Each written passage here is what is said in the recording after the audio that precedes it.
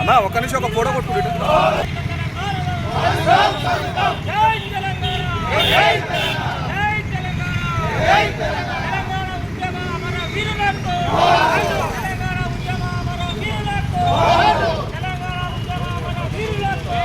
కోరికలు తీర్చట్లేదు.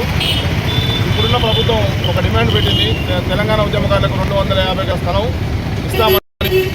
250 గజల స్థలంతో పాటు ఇంటికి నిర్ణయమయ్యే పూర్తి బాధ్యత రాష్ట్ర ప్రభుత్వం వహించాలి. తర్వాత ఉద్యమకారులను స్వతంత్ర సమయాల కింద తీసుకొని స్వతంత్ర సమయాల కింద పెన్షన్ సర్టిఫికేట్ ఇవ్వాలని కోరుతున్నాము. అదేవిధంగా ఉద్యమకారుల పిల్లలకు ఉచిత నాణ్యమైన విద్యతో పాటు ఉచిత వైద్యం అందించాలి. అదే కాకుండా ఉద్యమకారులకు ఉచిత బస్ సౌకర్యం, రైలు సౌకర్యం కల్పించాలి. పక్క రాష్ట్రాలైన ఛత్తీస్గఢ్, జార్ఖండ్, ఉత్తరాఖండ్లో అక్కడ ఎటువంటి కోరికలు అయితే ఉన్నాయో ఉద్యమం తీరుస్తున్నది అక్కడ ప్రభుత్వం, ఇక్కడ కూడా అదేవిధంగా అమలు చేయాలని కోరుకుంటూ తెలంగాణ ఉద్యమాన్ని అక్కడ నడవకుండా కానీ అక్కడ ఉద్యమకాలను గుర్తించి అక్కడ అన్ని ఇస్తున్నారు.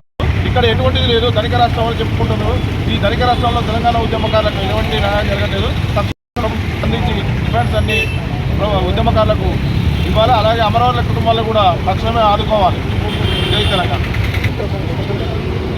అన్ని దేశ తెలంగాణ ఉద్యమకారుల ఐక్యత వర్ధిల్లాలి. ఈ ముఖ్య ఉద్దేశం ఏంటంటే తెలంగాణ వచ్చి 10 ఏళ్ళు అయింది, ఉద్యమకారులు వెనకకు పోవడం జరిగింది. ముఖ్య ఉద్దేశం బీజేపీ పార్టీ అయినా కాంగ్రెస్ పార్టీ అయినా ఉద్యమకారులను గుర్తించి మా యొక్క డిమాండ్స్ని రాష్ట్ర ప్రభుత్వం ప్రకటించాలని, చేయాలని, సపోర్ట్ చేయాలని చెప్పేసి కోరుతున్నాం.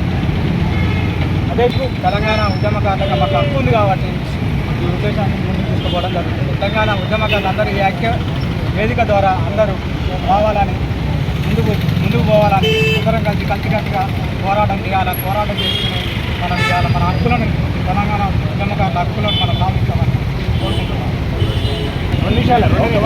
తెలంగాణ ఉద్యమకారులు మరి భార్య పిల్లల్ని వదిలిపెట్టి, కుటుంబాన్ని వదిలిపెట్టి దాదాపు 10 సంవత్సరాలు తెలంగాణ ఉద్యమంలో కష్టపడితే ఇల్లు ఆటలు వదిలిపెట్టి తెలంగాణ ఉద్యమంలో మమ్మేపై తెలంగాణలో పాల్గొనడం వలన ఈరోజు తెలంగాణ వచ్చింది. తెలంగాణ వచ్చిన తర్వాత ఉద్యమ కార్యక్రమం ఎంతో ఆటలు పెట్టుకున్నారు. తెలంగాణ వచ్చినటువంటి సందర్భంలో తెలంగాణ పోయింది. వాళ్ళకి ఎలాంటి బెనిఫిట్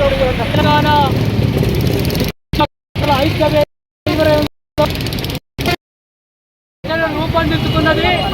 దీని ప్రధాన ఉద్దేశం తెలంగాణ ఉద్యమంలో పాల్గొని అరెస్టులు జైలు శిక్షను అనుభవించి అనేకమైన ఇబ్బందులు ఎదుర్కొన్న వారు తెలంగాణ రాష్ట్రం ఇంటికి మాత్రమే చేరదీసుకున్నారు. తెలంగాణ ఉద్యమంలో బహుళుగా ఉన్నవారు అందరం ఎక్కారు. తెలంగాణ ఉద్యమకారులు మళ్ళీ ఎదుర్కొనేవారు. అందుకనే ఆనాడు అధికారంలోకి వచ్చిన ప్రభుత్వం కానీ, ఈనాడు అధికారంలోకి వచ్చిన ప్రభుత్వం కానీ తెలంగాణ ఉద్యమకారులను ఒక అవకాశవాదం లెక్క ఉపయోగించుకున్నారు. వారి యొక్క ఉద్యమ ఫలాన్ని ముందు పెట్టుకొని మీరు అధికారంలోకి వచ్చారు.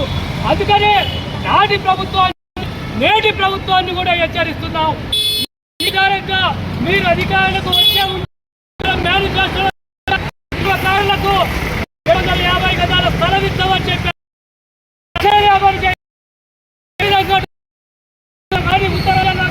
ఛత్తీస్గఢ్ రాష్ట్రంలో కానీ ఇంత పెద్ద ఉద్యమం కొనసాగని, అయినా అక్కడి ఉద్యమకారులకు ప్రభుత్వం తగిన వసతులు కల్పించింది, వారి యొక్క డిమాండ్లను పరిష్కరించింది. ఇక్కడ ఎందుకు పరిష్కరించాలనే యొక్క ఉద్దేశంతో ఈ యొక్క ఉద్యమం మొదలైంది. తప్పకుండా ఈ ఉద్యమం ఆనాడు తెలంగాణ ఉద్యమం కూడా పిడికడు మందితో ప్రారంభమైంది. తెలంగాణ తల్లి నిఘాగా మరి తెలంగాణ ఉద్యమ ఐక్యవేదిక ఆధ్వర్యంలో మా యొక్క కార్యాచరణని ప్రకటించడానికి పోస్టరావిష్కరణ చేయడం జరిగింది.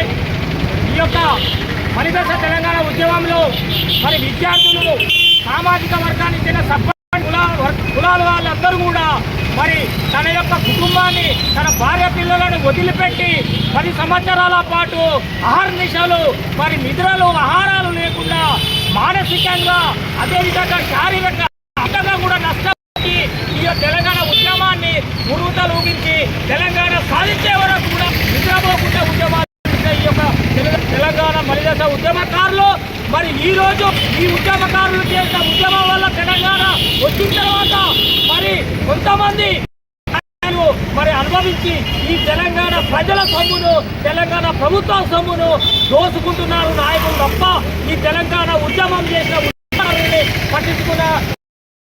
కాబట్టి ఇప్పటికైనా ఈ ప్రభుత్వం టీఆర్ఎస్ ప్రభుత్వము ఏమి కూడా చేయకుండా అధికారంలో ఉండడానికి ఎన్నో హామీలు ఇచ్చింది ఈ తెలంగాణ ఉద్యమకారులకు.